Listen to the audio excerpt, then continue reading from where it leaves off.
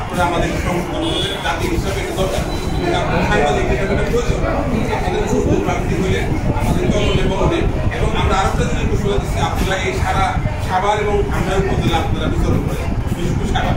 জামাত ইসলামের একজন কর্মীকে যারা বাংলাদেশের চাঁদাবাজি করতেছে, সন্ত্রাসী করতেছে, অন্যায় করতেছে, তাহলে আমাদের কাছে আপনারা বিচার দেবেন, আমরা তার উপযোগী সাংগঠনিক বিচার করব, যাতে করে দেশের সাধারণ মানুষ শান্তিতে বসবাস করতে পারে।